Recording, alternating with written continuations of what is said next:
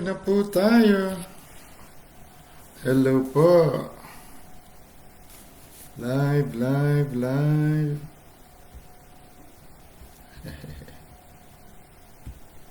Hello. Medyo hagard pero pwede na rin. Bali, ganun talaga ang buhay. Minsan, puyat. Minsan naman, okay.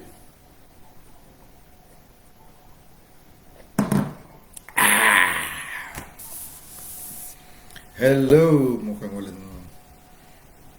walang wifi yung iba.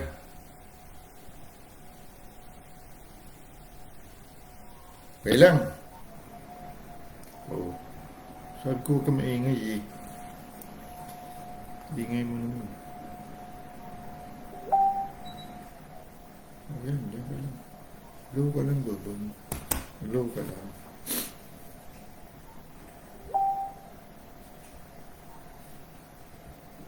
Hello po! Live na po tayo.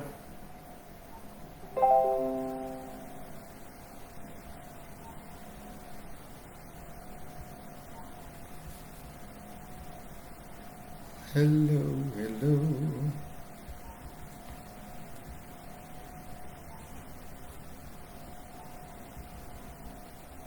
Mayroon na isa. Hello!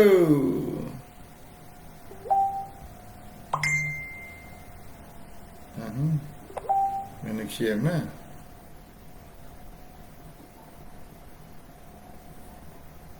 May nag-share. Sino yun? Hello, nandiyan si Pastora Gemma. Hello.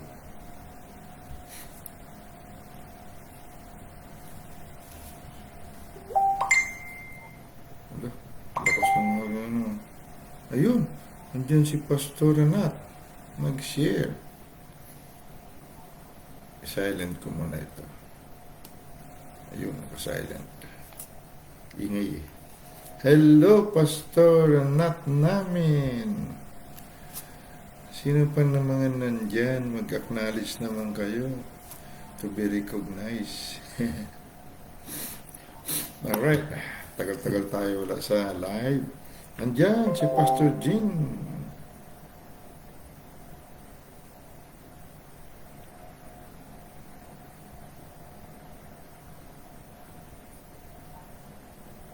Hello.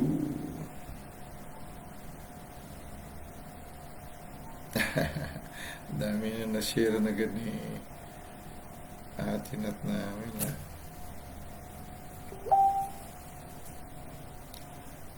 Ala, may tagyawat si Daddy dahil sa sobrang puyat.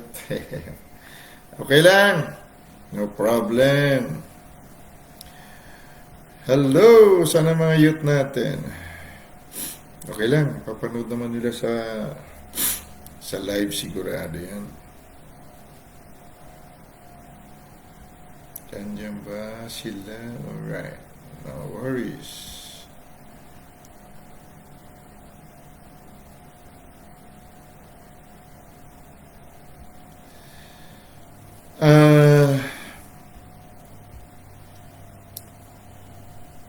Marami tayong nagagawang kapalpakan araw-araw. Marami tayong nagagawang mga hindi alam ng tao, hindi nakikita ng tao. Ngunit alam natin may nagagawa tayo na kung minsan akala mo ay isang malaking hadlang. Kaya hindi na tayo o karapat-dapat makinig sa Diyos. O hindi na tayo karapat-dapat humarap sa Diyos. Pero, isa sa napupuna ko, may Diyos ba? Talaga? Na kilala ang tao. Gaano kakilala ng Diyos o ng taong Diyos? Bakit kapag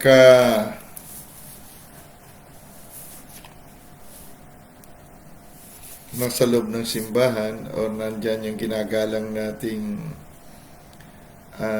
kinikilala nating leader, lalo na kung ang leader na yan ay may pakinabang tayo sa kanya materially, kaya tayo ay sumasama sa fellowship. Ang karamihan naman ng tao ay sumasama sa sinasabing fellowship o church dahil sa hypnotism at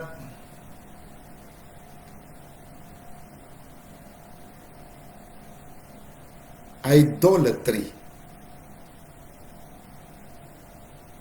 Ina-idolize nila ang sekta at reliyon. Ang sekta naman at reliyon na hindi totoo, meron siyang espiritu o diablo ng hypnotism. At sa espiritu na ito, kakambal niya, kasama niya lagi, ang diablo ng fanaticism sa English.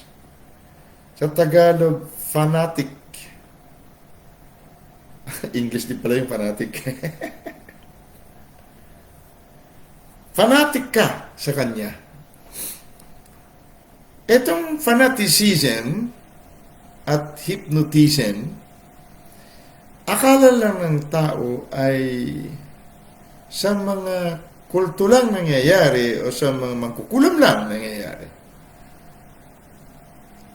Pero example ng fanaticism o mawalang galang na sa mga hindi pa nakakaalam o kakambal niyang hypnotism ay gaano mang kahirap ang samahan. Pinapalo sila ng paddle. Pinaparusahan sila. Ang ilan sa kanila nangamatay. Pero tingnan mo, hindi sila natitigil. Ang mga bagong gustong sumali dahil ito ay samahan, ito ay prestige o status daw, sumasama pa rin. At hindi lamang ilang beses natin napatunayan ng ilan sa kanila ay nangamatay. At ang ilan ay anak na mayayaman. Sa reliyon, ganyan din. Napakaraming sumasama sa sekta sa reliyon, hindi upang malaman ng katotohanan, kundi dahil itong sinabing binulag ng Diyos ng sanglibutan ang mga tao para hindi sila makapanampalataya. Dahil ang pananampalataya ay galing sa pakikinig at pakikinig ng katotohanan na dinideklara ng Diyos. Pero napakaraming kahit malayo. Sasakay niya ilang beses sa jeep, sa bus, makarating lang sa simbahan. Pagdating sa simbahan, hindi katotohanan ang kanilang hanap. Kundi dahil nakasama sila sa pagdalo ng mga tao sa simbahan na yon. Ang hindi alam ng tao, kasama yan sa pambubulag ng Diyos ng sanglibutan, at ang pambubulag na ito may kasamang espiritu o diablo ng fanaticism at hypnotism. Now, itong reliyon, sekta na pinanggalingan natin, patuloy na kasali tayo. Ala, nandyan si Ate Sina namin. Ala. Ito ay masasabi mong nagsasakripisyo sila sa kababiyahe. Kahit malayo. Ngunit dumating ang greater truth. Dumating ang kamangha-mangha na karunungan ng Diyos sa atin. Pero dahil nandiyan si Pastor Jack namin, unang-una, nakabaon na sa bawat himay-may ng ating laman ang espiritu ng hypnotism at espiritu o diablo ng fanaticism. Umaaten tayo, sumasama tayo dahil meron tayong pakinabang. Pero pag umalis ang leader, nasaan sila? Nawala rin sila. Ibig sabihin, walang kapatid na totoo. Ang leader, halos hindi makatulog sa gabi. Iniisip niya, akala niya mga kapatid niya. Pero nung nawala siya, nasaan sila? Pero alamin mo ang ilan sa kanila. Bumabiyahe ng malayo. Makabalik lang sa kanilang reliyon. Ang leader naman, dahil masyado rin siyang nagising sa makalupang damdamin, nasasaktan siya. Dahil wala daw ang kapatiran. Ano? Kapag ang Diyos ang kausap mo, walang kapatid pag hindi ka kalahi niya. At kahit kalahi ka niya, kung hindi mo kinikilala na siyang katauhan mo, sabi niya, pumapatay ako. Bumubuhay ako. Sumusugat ako, nagpapagaling ako. Kaya natutunan ko mula noon. Minsan umuwi ako, meron akong dalang malit na pera. Meron akong tinuring na kapatid. Dahil ang kanyang nanay kasama ko sa ministry sa Bilibid. At ang nanay na ito, matanda na siya. Siya ang nagbigay siya ang naging daan para makapasok ako sa Bilibid para mag-minister. So malaki ang aking paggalang sa babaeng ito. May edad na siya. May isa siyang anak. Mayroon siyang photographic memory. Matalino siya. Graduate ng Bible School. Graduate pa ng maraming kurso. Isa siyang manager ng isang malaking kumpanya sa atin. Ngunit nung dumating ako, natanggal siya bilang manager. Hindi ko na inusisa, pero balita ko, nakapag-dispal ko ng pera.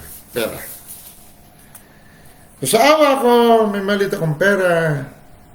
Meron siyang alam na negosyo.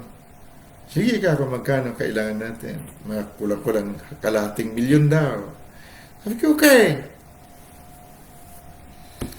So, bali siya ang industrial partner, ako ang may pera, ako ang namunan, hati kami sa tubo. Gumawa kami ng pwestong maganda, doon sa commercial area, okay lang. Kumikita ang negosyo. Nandiyan ako sa Pilipinas.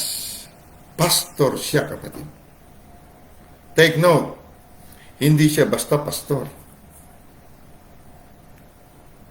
Meron siyang qualification bilang manager. May master's degree, kapatid.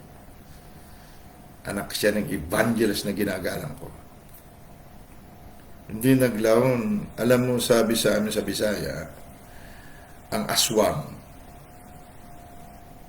aabuti ka ng taon bago mo siya mapuna. Pero ang magnanakaw, linggo lang bibilangin mo, mapupuna mo siya. At napuna ako nga na magnanakaw ang tinatawag na pastor at kapatid sa isang tasan ng sabaw. Ibinenta niya ang kanyang karapatan bilang panganay para siyang si Isaw. Sa galit ko, sinara ko ang negosyo. Lugi ako, 100,000 ang lugi ko. Sabi ko, di balik, kikitain ko yung ulit pag alis ko. Natuto ako, sabi ko, hindi pala porke pastor. Hindi pala porke ganito, ganun, kapatid mo na. Marami palang ahas sa paraiso. Mula noon, pinag-isip-isip ko. Nandun sila kapag nandiyan ka. Dahil alam nila may pakinabang sila sa'yo. Pero pag wala ka na, wala silang pakialam sa ministry. Maituloy man o hindi, pakialam nila. Dumating ang panahon, gumapang si kahirapan sa kanilang mundo. Saka sila umiyak uli sa Panginoon. Pero hindi ang Panginoon. Walang Panginoon, walang Diyos sa mundong ito. Ulitin ko. Walang Diyos sa mundong ito. Kung ang iyong kaisipan ay hindi niya kaisa. Siya pa rin ang Diyos. Pero ang Diyos na inaasahan natin na dadaan dapat sa ating paniniwala, sa ating kamalayan, ay naging magnanakaw, mamamatay tao, at mangwawasak. Ulitin ka. Iisa lang ang Diyos sa mundo. Walang ibang kapangyarihan sa mundo, sa langit at lupa, kundi iisang Diyos lang. Ngunit ang kapangyarihan na ito, walang magawa kung pagdaan niya sa ating kaalaman, ay ang kapangyarihan na ito naging magnanakaw, mamamatay tao at mangwawasak. Sa oras na nagkaroon ng pangwawasak, sabi natin, demonyo ang nangwasak. No. Ang Diyos na iisa, na tanging kapangyarihan, naging demonyo sa pamamagitan ng ating kaisipan, paniniwala, kamalayan. Walang demonyo. Lahat ng demonyo, wala silang magawa kung hindi sila dadaan sa ating paniniwala. Pero ang power na yan, Diyos pa rin. Dahil walang power sa mundo nang hindi Diyos. Isa lang ang power. Isa lang ang Diyos. Ngunit dadaan muna siya sa tao para makita at madama, marinig siya sa mundo. Pagdaan niya sa tao, ang kapangyarihan na ito, ang Diyos na ito,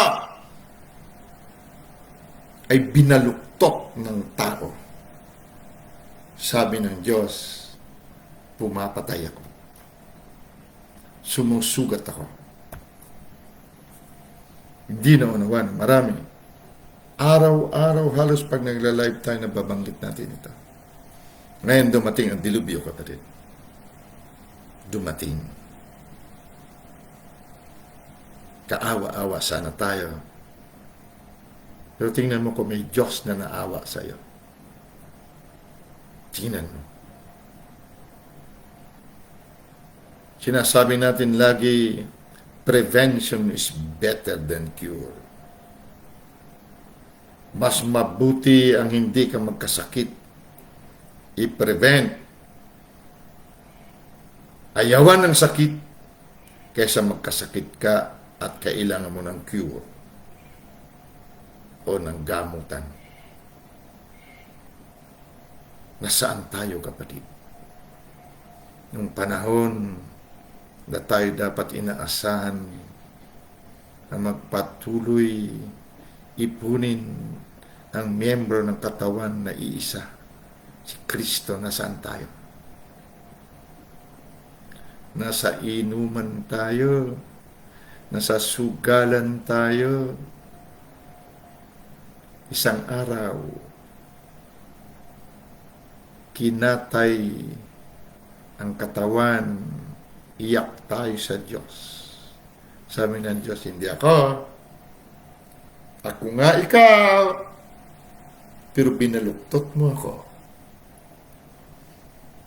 Ako nga ang isang Diyos. Pero nasaan ka nung binigyan kita ng authority?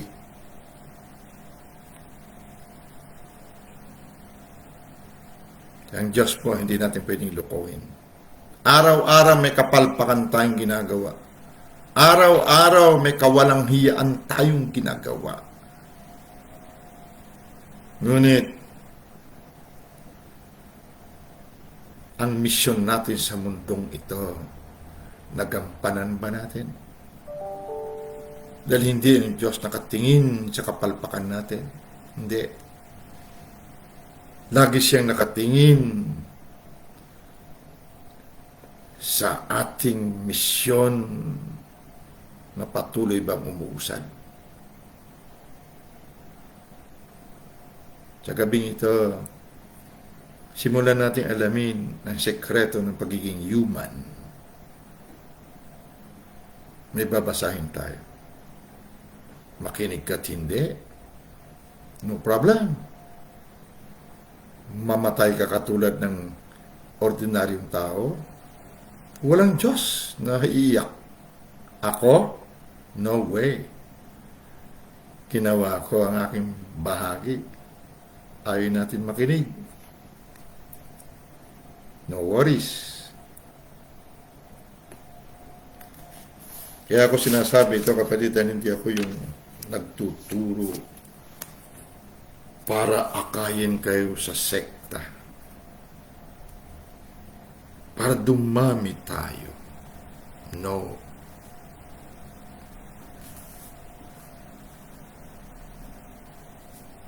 Kaya tayo nagtuturo para makilala natin kung sino tayo.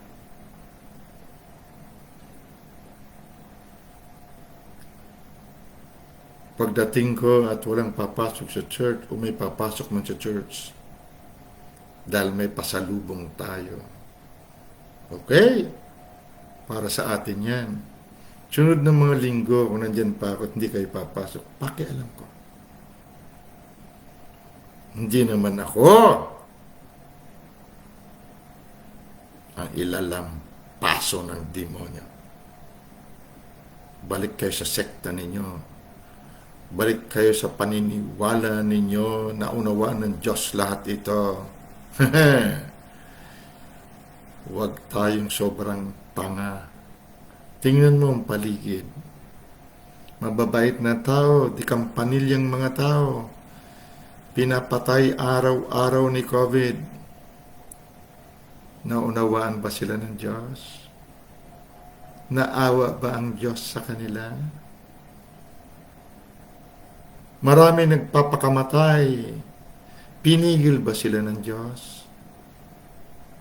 May Diyos ba?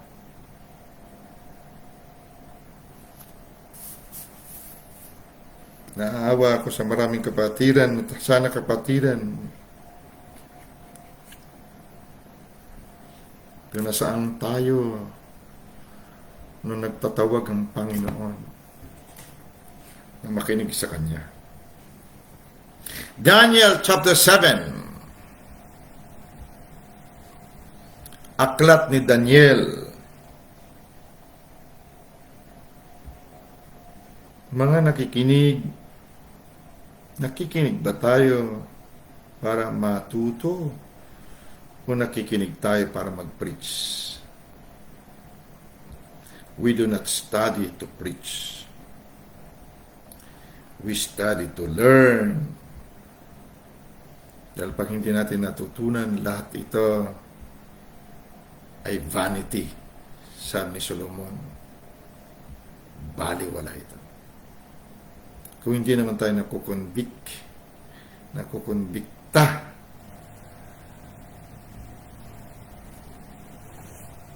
na ito ang katauhan natin, baliwala sa atin, nagla-live tayo.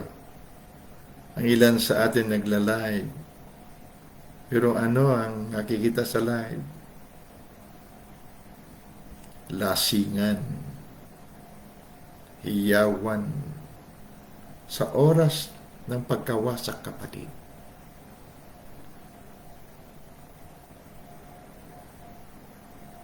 Alam mo na siguro kung bakit. Kristiyano daw tayo. Pero ano ang ating priority sa mundong ito? Verse 13, Daniel chapter 7. I saw in the night visions, and behold, one like the Son of Man came with the clouds of heaven, and came to the ancients of days, and they brought him near before him. Sa Tagalog. Ako ay nakakita sa pangitain sa gabi, at narito lumabas na kasama ng mga alapaap sa langit ang isang gaya ng anak ng tao. At siya ay naparoon sa matanda sa mga araw, ancient of days.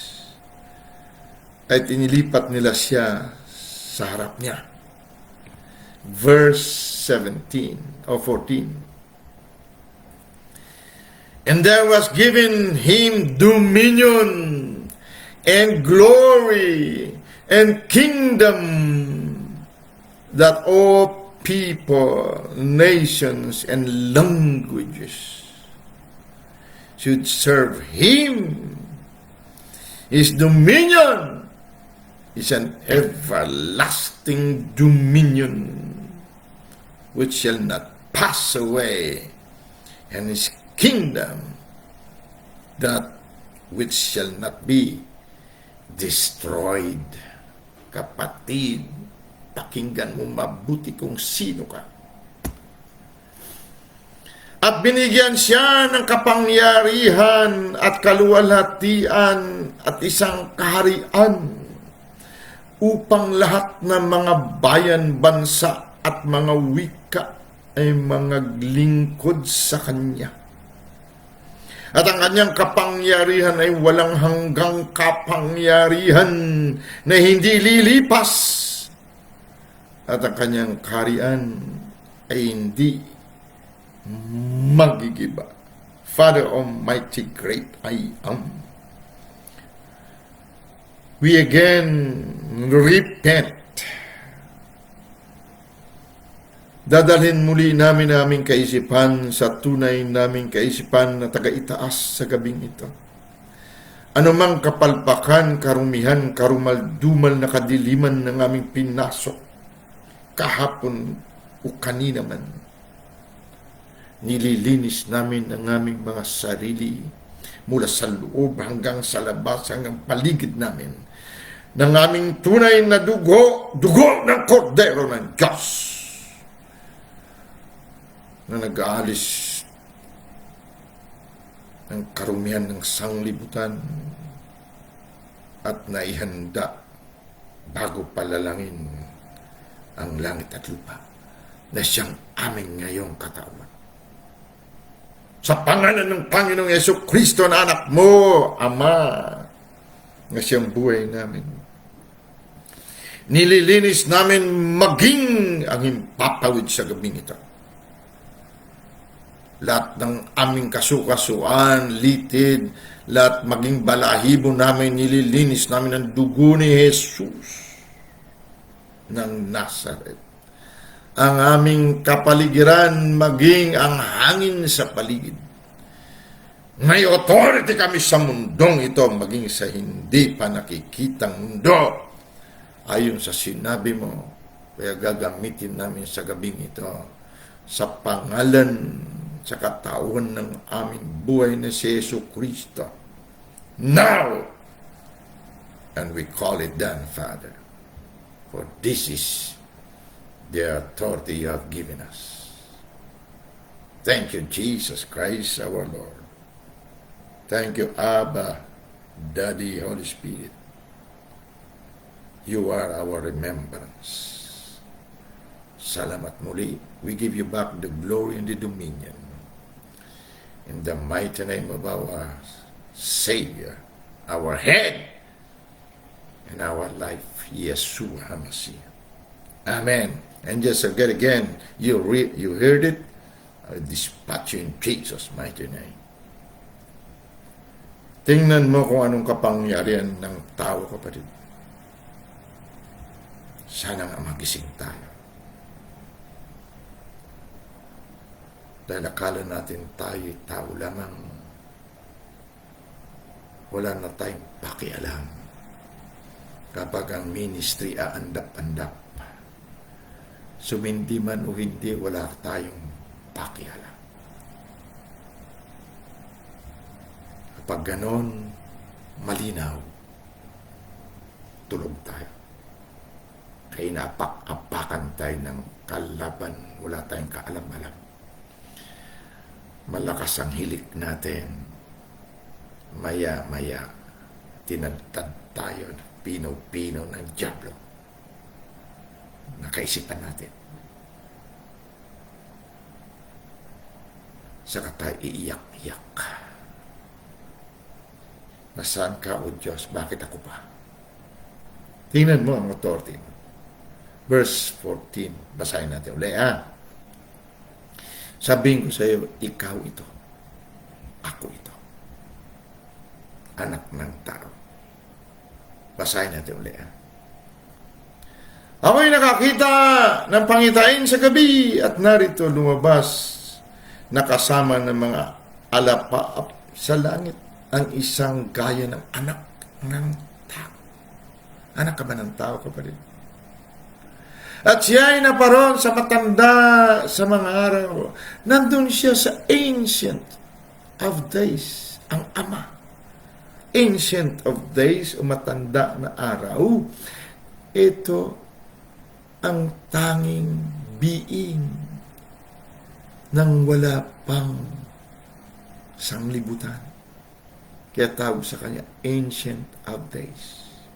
Naparoon siya, ang anak ng tao. Dahil doon siya mula.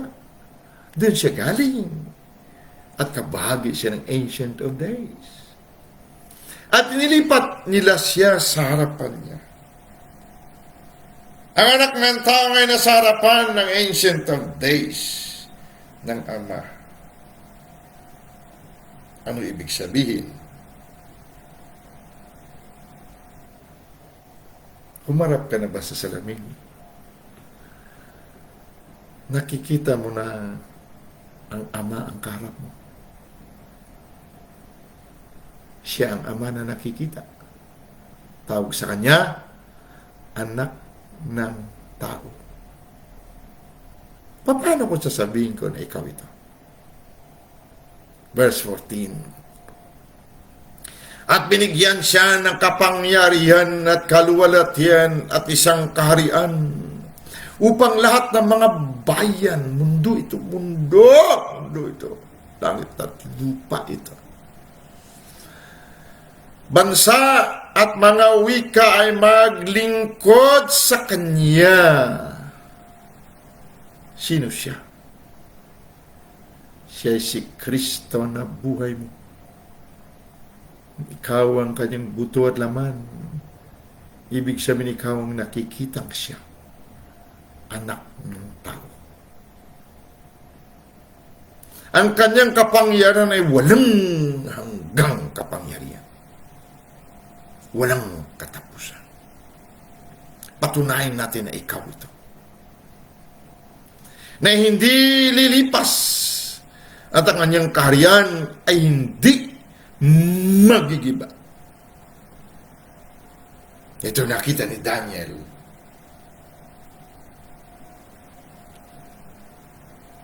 Ano ang meaning ng pangalang Daniel?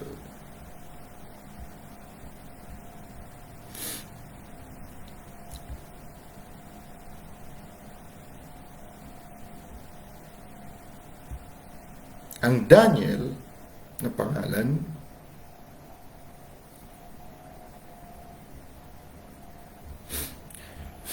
ay judge of God.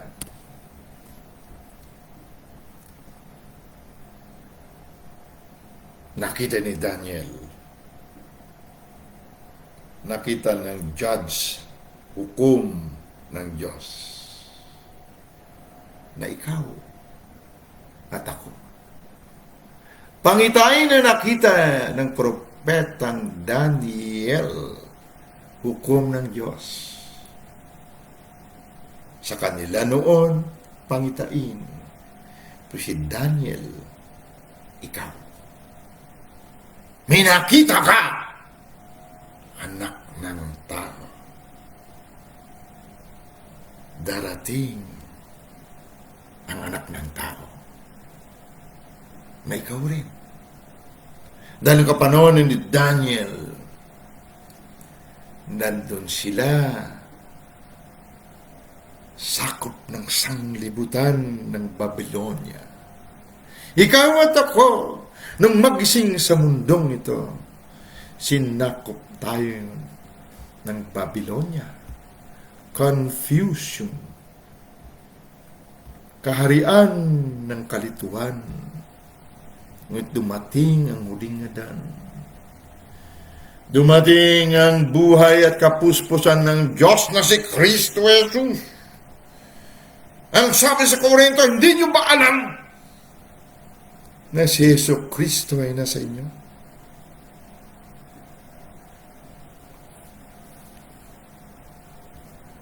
Kaya dumating ang araw na ito sa verse 14. Tingnan mo kung paano siya dumating. Efeso chapter 1. Kailan tayo makumbinsi, kapatid? Kailan tayo makumbinsi ng tunay nating pagkatao? Kailan?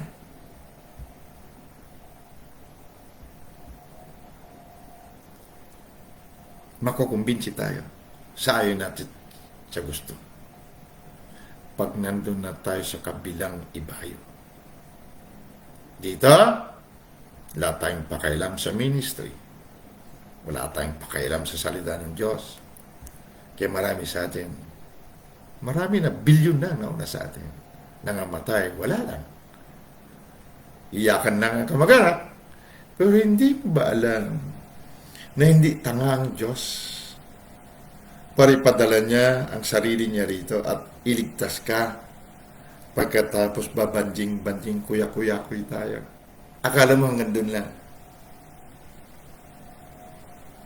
Ang sabi malinaw, siya na sinimula ng mabuting gawa sa iyo ay sisiguruhin niyang tatapusin niya, kukumplituhin niya. Pagpapatay-patay tayo sa mundong ito, kapatid, may kabilang mundo. At siguruhin niya bago ka bumangon mula sa patay, sa hadis at sa dagat. Bago ka humarap sa luklukan, sisiguruhin niya, kinumpleto ko niya. Akala mo hanggang dito lang. Kaya okay lang. Kung mamatay sa kahirapan, okay lang. Kung wala tayong pakailam sa layunin natin sa mundo, okay lang. Sekta dito, reliyon doon, okay lang. Pero hindi ganon kadali ang dugo ng Diyos para tubusin ka. Hindi natatapos diyan, kapatid. Tingnan mo, Efeso 1. Sana makumbinsi tayo. Matindi ang power na binigay sa ating kapatid. Verse 17. Basahin ko sa King James Version. Efeso 1:17. That the God of our Lord Jesus Christ, the Father of glory, ang Diyos ni Yesu Cristo, na Ama ng kaluwalhatian. Kung Ama siya ng kaluwalhatian, hindi ba anak niya kaluwalhatian? Dahil Ama siya ng kaluwalhatian. Kung ikaw ay anak ng tao o anak ng Diyos, hindi ba ikaw ang kaluwalhatian? Dahil siya ang Ama ng kaluwalhatian. Hindi ka makumbinsi, basahin natin. That the God of our Lord Jesus Christ, the Father of glory, may give unto you the spirit of wisdom and revelation, in the knowledge of Him. Tagalogin natin. Upang ipagkaloob sa inyo ng Diyos ng ating Panginoong Jesucristo ng Ama ng kaluwalhatian, ang Espiritu ng karunungan at ng pahayag sa pagkakilala sa Kanya. Ang Espiritu ng karunungan, kapatid, siya ang sinabi ni Jesus pag dumating siya sa inyo, He will remind you of me. Ang Espiritu ng karunungan ay alaala kung sino tayo nung nasa Ancient of Days tayo. Ulitin ko. Pag ang alaala na ito, ang remembrance of Him, na Espiritu ng karunungan, ay pumasok sa atin at umandar. Saka umaalala, oo nga pala, ako nga pala ang anak ng tao na napaloob sa matandang araw o Ancient of Days sa Ama. Kapag hindi mo naalala sarili mo, kapatid, tulog ka. Verse 18. Yamang naliwanagan ng mga mata ng inyong puso, hindi ng inyong mga pagnanasa, upang maalaman ninyo kung ano ang pag-asa sa Kanyang pagtawag, kung ano ang mga kayamanan ng kaluwalhatian ng Kanyang pamana sa mga banal. The Ancient of Days na banal. Merong anak. Tawag sa Kanya anak ng tao. Dahil ang Diyos pagdating sa mundo ay tao. Hindi siya basta espiritu.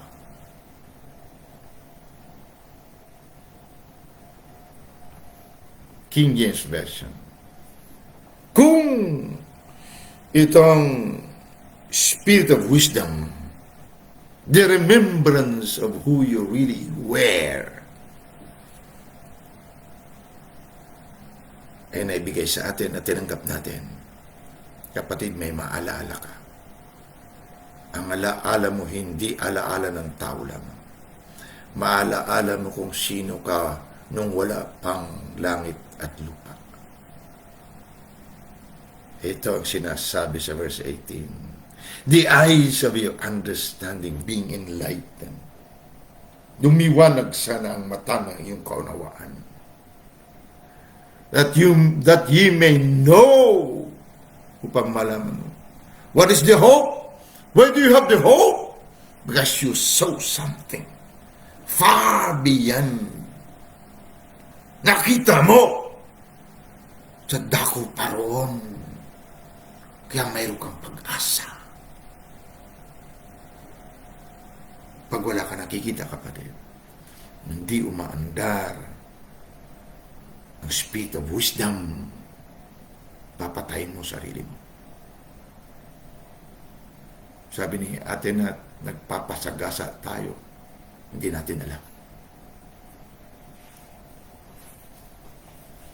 At the eyes of your understanding being enlightened, lumiwanag ang karunungan ng ating mga mata sa loob. That ye may know what is the hope of His calling, what is the riches of the glory, Rabaseke. Gaano karangiya ang kaluwalhatian na nasa iyo at nasa akin. Ang kapangyarihan ng kaluwalhatian na ito, walang limitasyon. Hindi pwedeng buwagin ng anuman. Yun ay sinabi nakita ni Daniel sa chapter 7 verse 14. What is the riches of the glory of His inheritance in the saints? Sa mga banal ito, kapatid.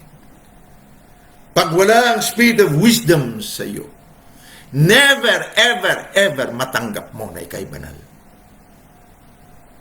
The spirit of wisdom, ulitin ko, siya ang remembrance, alaala. Alaala ng Diyos na nasa atin. Kaya maalaala mo, hindi alaala ng tao lamang, kundi alaala ng Diyos mismo. Remembrance ng Diyos. Ibig sabihin, maalaala mo, nung wala pa ang langit at lupa, naalala ko na kung sino ko. Verse 19, and what is the exceeding greatness of His power to usward? Exceeding greatness of the power of God para sa iyo. Anong ginagawa natin, kapatid? Ilang taon na natin narinig ang tinatawag natin greater truth, ngunit nasaan tayo? Kung may pagwawasak, kagutuman na darating, sino ang sisisihin natin? Sino? And what is the exceeding greatness of His power to usward who believe? Naniniwala ka ba? Paano ka maniniwala? Kung wala ang spirit of wisdom, ang remembrance ng Diyos, ang alaala ng Diyos, hindi mo tinanggap, hindi natin ginamit. Kaya wala kang naalaala kundi ang birthday mo. Sinabi nila, December 25 ang birthday mo. Lagi mo na alaala. Ibig sabihin, sakop ka ng panahon at lahi. Tao lamang. Nabasa niyo ba sa Bible, nag-celebrate si Jesus na birthday? Hindi ko minapasama ang birthday ninyo. Okay lang.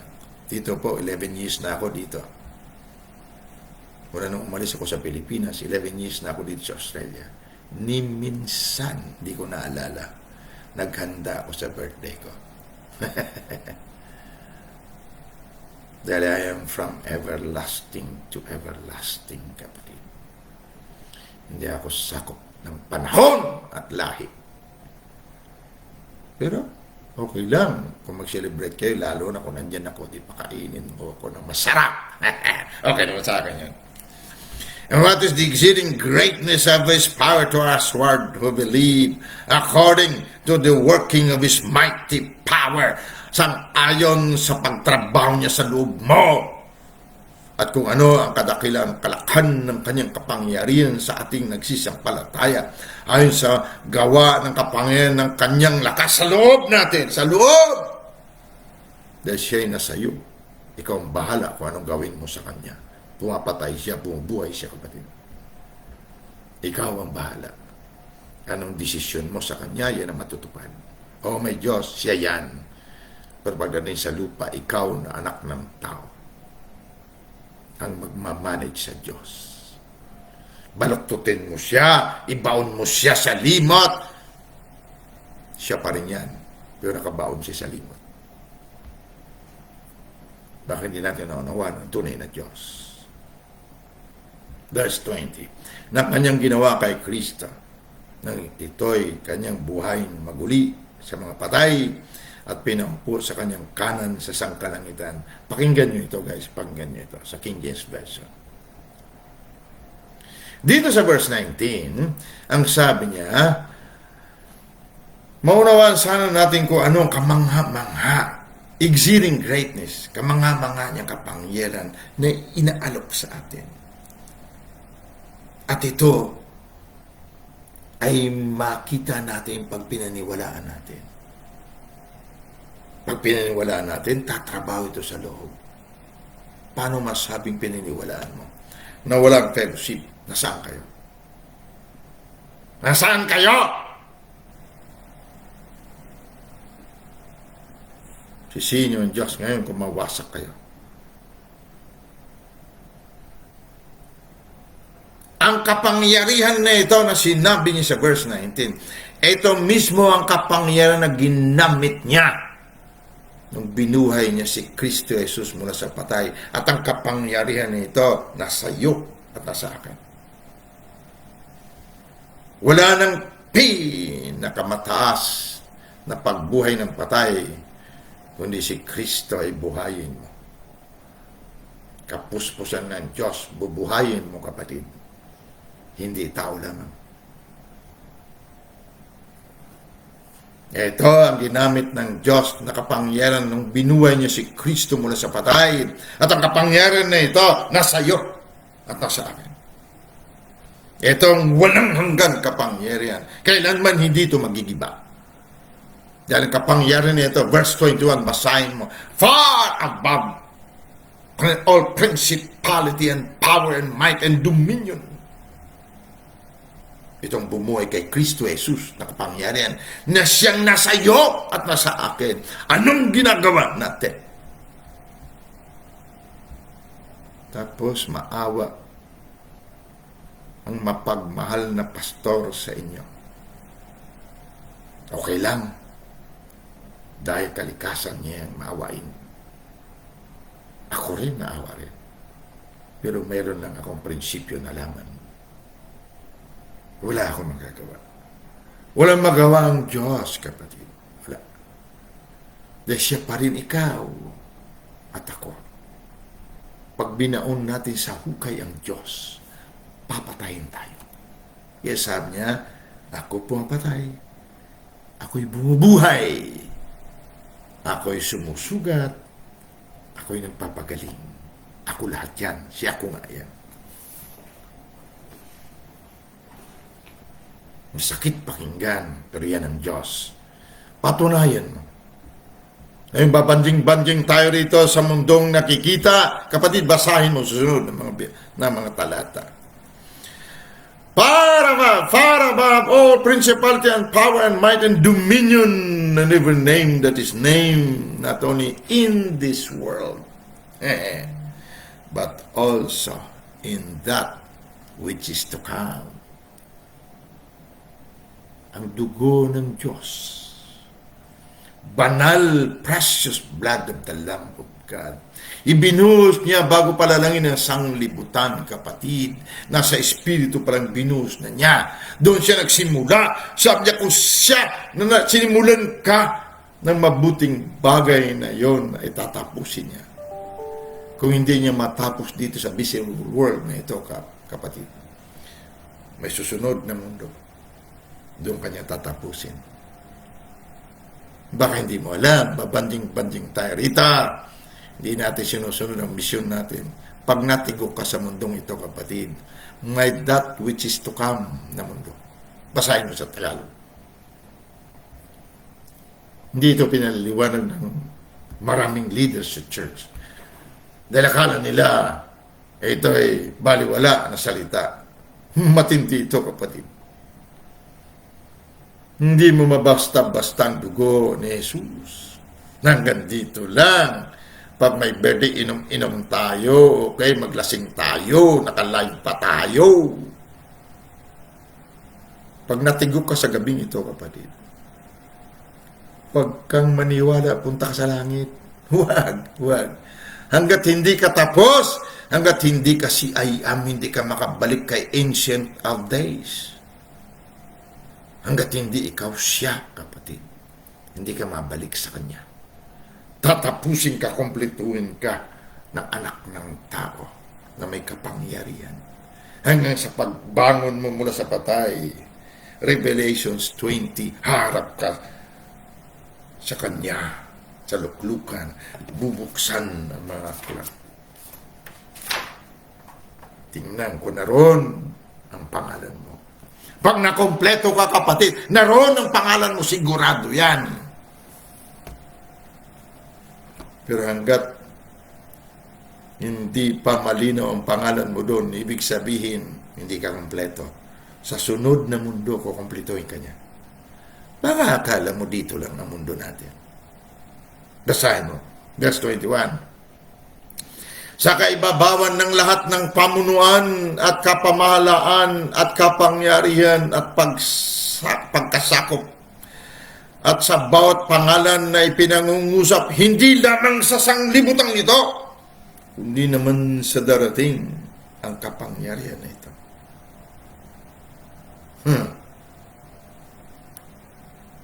Hanggat hindi na perfect ang kapangyarihan na ito sa iyo, tatapusin ka niya sa kabila, kapatid. Basahin mo ang istorya ng mayaman at ng pulubi. Nung namatay ang mayaman ay Hudyo, kapatid. Lahat ng Hudyo maliligtas. Nandun siya sa Hades. Sabi niya kay Abraham, Amang Abraham, sabihin mo kay Lazaro, isawsaw niya ang kanyang daliri sa tubig at dalhin dito sa akin. Dahil sobrang init dito. Sabi ni Abraham sa kanya, anak. Ibig sabihin, lahi siya ni I am. Hindi ka pwedeng tumawid dito at si Lazaro hindi pwedeng tumawid dyan. May namamagitan sa ating malalim na bangin. Sabi kong ganun, ipadala mo si Lazaro sa baba at sabihin sa mga kapatid ko, natutuo pala, may sanglibutan pala na susunod. Paano kung ikaw nandun sa Hades, kapatid? Kinuwento mismo ni Jesus yan. Nung hindi pa siya namatay, nabuhay na maguli. Nung namatay siya, mabasa mo sa aklat ng Mateo, bumaba siya raw! Yung panahon niya. At nangaral sa mga espiritu doon na nakakulong sa Hades. At bumangon sila mula sa patay. Ang ilan sa kanila, basahin mo sa Mateo. Huling talata ng Mateo. Bumangon mula sa kanilang libingan, nagsiuwian sa kanilang bahay, kapatid. Baka akala mo, biro-biro ang kamatayan ni Kristo. Naunawaan ng Panginoon. Naunawaan niya. Pero hindi kanya makompleto dito sa libutan nito, may darating, kapatid. Naroon pa rin ang kapangyarihan niya. Kukumplituhin ka rin doon. Sino siya? Verse 22.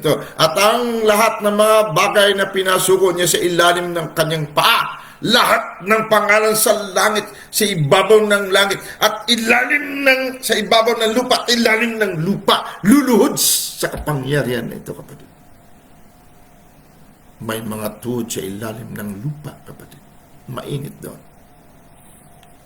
Baka akala mo, dahil nahubog tayo ng reliyon, okay na dita, maghirap, total, punta ka naman sa langit pag namatay ka rito. A billion times na. Dadaan ka muna sa pagkukumpleto, kapatid. Dadaan ka sa kabilang mundo. May mundo doon, kapatid. Malinaw nandito. Hindi lamang sa sanglibutan ito, kundi naman sa darating. May darating sa ayaw mo siya gusto darating. Verse 21. At ang lahat ng mga bagay ay pinasuko niya sa ilalim ng kanyang mga paa at siyang pinagkaluobang maging pangulo ng lahat ng mga bagay sa iglesia. Dito kinuha ng kulto ang kanilang pangalan. Iglesia daw sila. Balikan mo sa King James Version kung ano ibig niya sabihin. Ang iglesia dito, ecclesia. And have put all things under his feet and gave him to be the head over all to the church, which is his body, the fullness of him that filleth all in all. Ano ibig sabihin? Pangulo daw ng lahat ng mga bagay ng kanyang katawan na tinatawag simbahan. At ang katawan niyang ito, nakapuspusan ni Yaong pumupuspos ng lahat sa lahat. Alam mo ba kung ibig sabihin? Nabasa mo ba kanina? Napost mo ba atinat yung Daniel 7:14? Balikan natin, ha? Para mag-gets natin.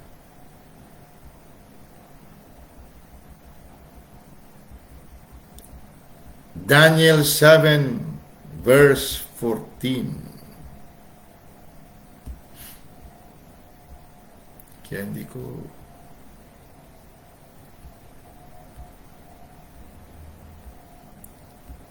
Marami pa sana tayong pupuntahan. At binigyan siya ng kapangyarihan at kaluwalhatian at isang kaharian upang lahat ng mga bayan, bansa at mga wika ay mga lingkod sa kanya.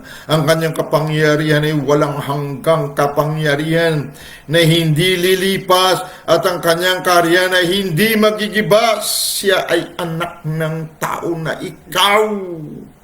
Doon sa Efeso 1:21, kapatid, baka hindi natin napagtanto kung ano ibig niyang sabihin. Dito sa 23 ang sabi niya, ikaw daw nakatawan niya, siya ang ulo, ang pumupuspos ng lahat sa lahat.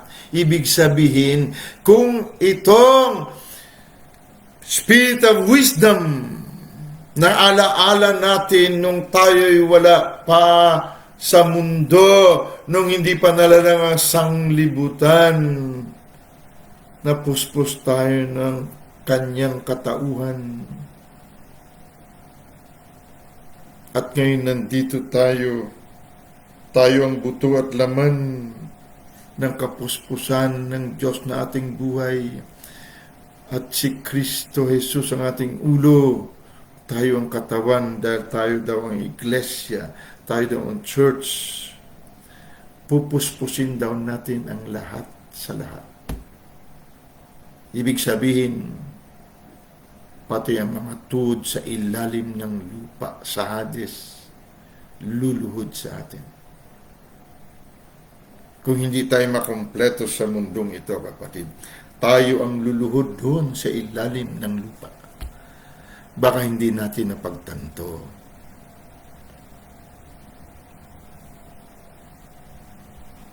Ang ilan sa inyo mga bata pa, malaki pa ang pag-asa, kapatid.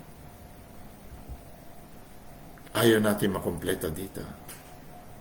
Sa sunod na sanglibutan o mundo, kukumpletohin tayo doon. Pero pag tayo nakumpleto dito, tayo ang pupuspos sa lahat, maging sa ilalim ng lupa.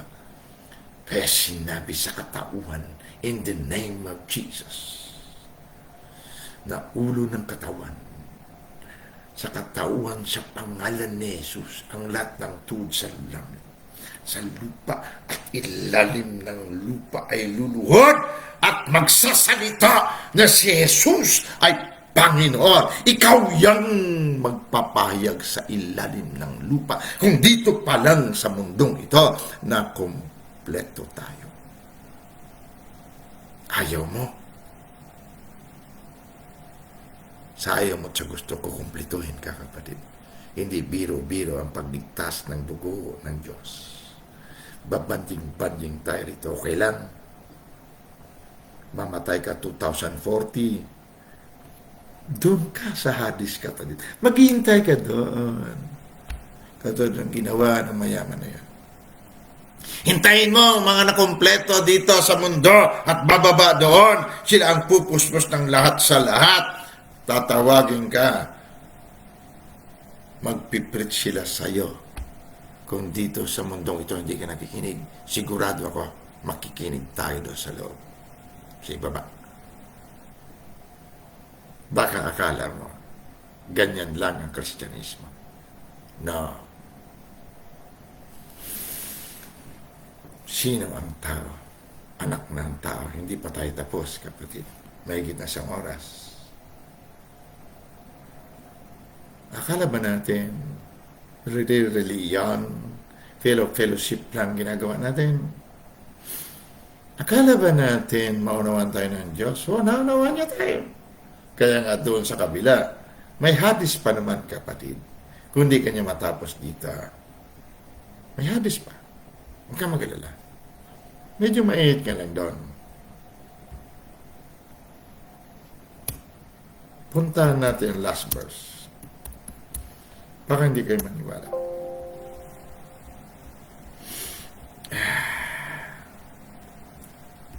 Okay, ilan lang kayo nakikinig. Sana nga marinig ng marami.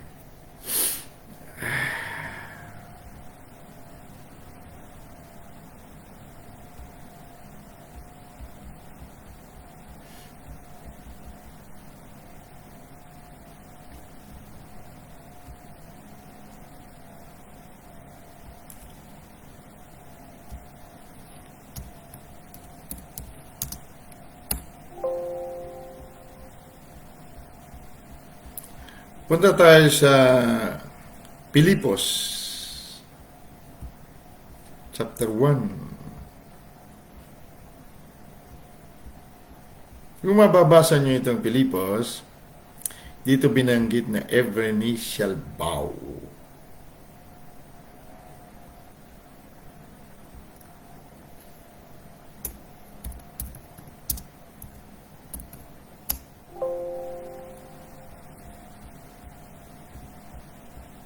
Punta nga tayo Pilipos chapter 2 verse 10 muna.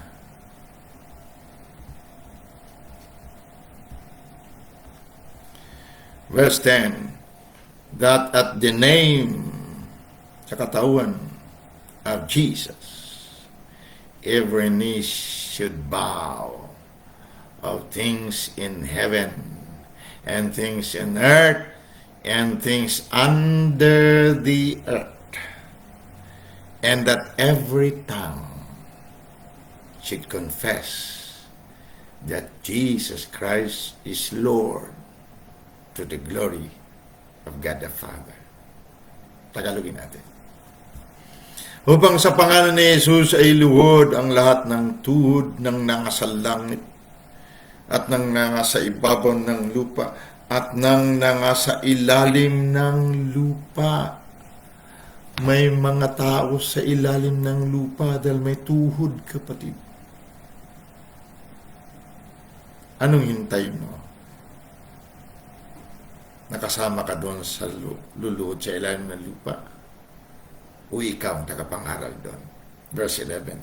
At upang ipahayag ng lahat ng mga dila doon sa ilalim ng lupa, magpapahayag sila sa ayon at sa gusto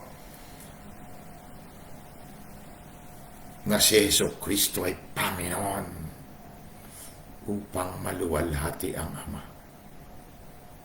Dahil sa chapter 1 ng Pilipos, verse 6. Na ako'y may lubos na pagkatiwala sa bagay na ito, na ang nagpasimula sa inyo, si Pablo ito.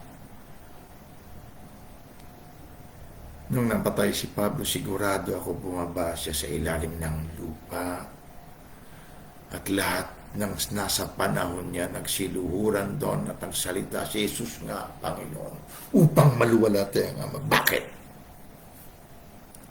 Dahil nung sinimulan ng anak ng tao, bilang kordero ng Diyos, wala pang sanglibutan, upang luwalhati ng Ama sa kanyang pagtubos Doon siya nagsimula, kapatid. Doon kanya tatapusin. Kung hindi pa rin tayo makinig dito sa mundong ito. Na ako'y may lubos na pagkatiwala sa bagay na ito. Na ang nagsimula sa inyo ng mabuting gawa ay lulubusin hanggang sa araw ni Jesucristo. The day of the Lord is as 1,000 years. E sabi niya sa Lucas, pag ikaw at ako nakinig sa mundong ito, ikaw at ako magdedeklara ng Day of the Lord.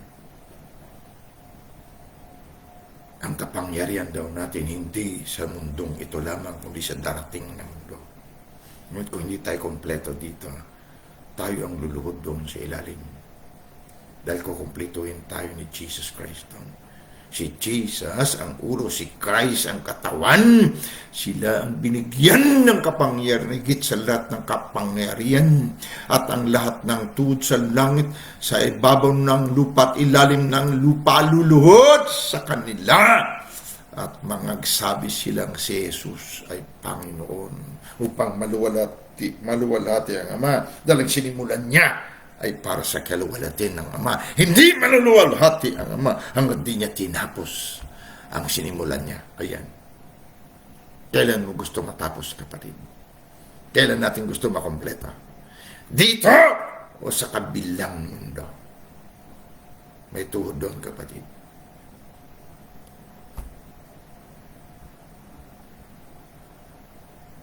Kaya ko pinagdidiinan ito. Huli na ang lahat. Pag natigok tayo, akala mo okay. Na hindi ganoon kadali ang pagligtas ni Jesus. May gagawin siyang pagkukumpleto. Hindi niya simulan na hindi niya tapusin. Kapag hindi ka niya natapos dito, hindi ka harap sa harapan niya. Revelation 20. Puntahan.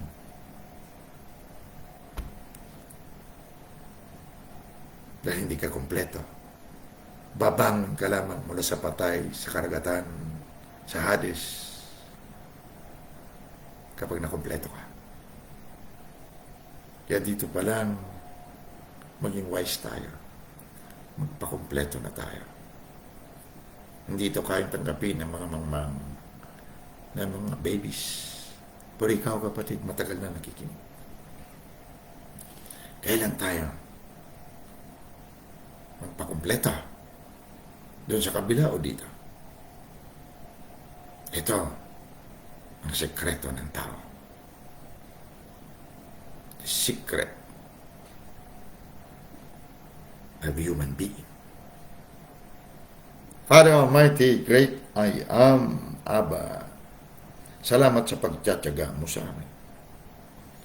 Patuloy mo dinudugtungan ng aming buhay sa mundong ito dahil may gusto kang ikompleto. At sa gabing ito, Ama, anumang kapalpakan ang aming nagawa kagabi, kanina. Ama, alam ko, binabaliwala mo ito sa oras. Naroon ang conviction mo sa amin umandar na dapat kami makumpleto bago namin alisin ang aming sarili sa mundong ito. Katulad ng sinabi ng iyong apostol, namili siya. Naipit siya sa dalawang nag-uumpugang bato. Kaya gusto na niyang umalis. Ngunit pinili niyang manatili para maraming makumpleto siya sa mundong ito. Salamat sa apostol mo na ikaw rin, Ama. Salamat sa kapuspusan mo sa buhay niya. At naisulat niya lahat ito ang pinasulat mo. Nang amin naman binabasa at pinagbubulay-bulayan. Nang kami naman ay makasunod sa kanyang apak. Sa kanyang mga yapak.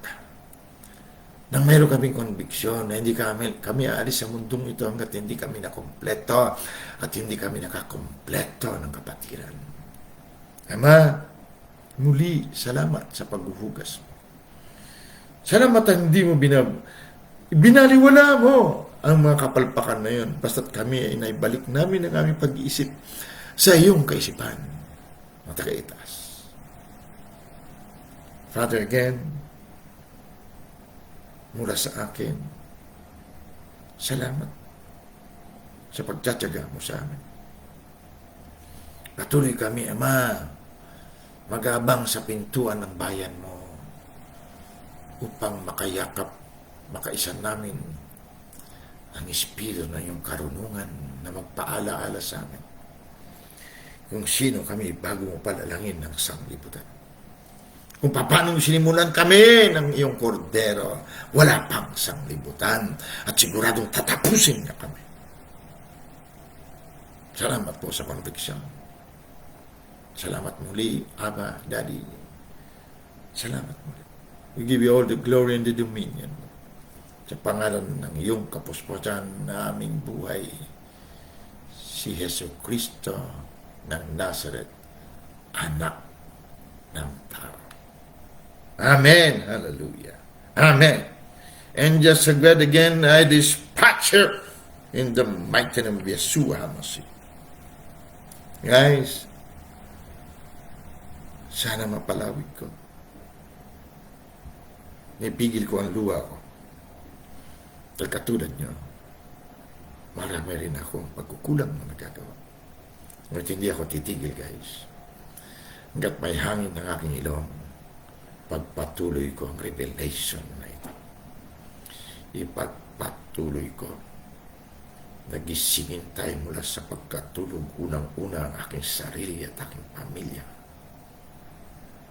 Pagdating ng panahon, bababa tayo doon sa kabilang mundo at tayo pa rin ang mangangaral doon. Lahat ng tuhod doon luluhod. Hindi ba kayo excited? Hallelujah. Tandaan mo lang, ginagawa ko ito, hindi dahil sa ano pa man, hindi lahat tayo magising. Dahil ikaw ay ako. Ako ay ikaw. At ikaw at ako ay si ako. I love you.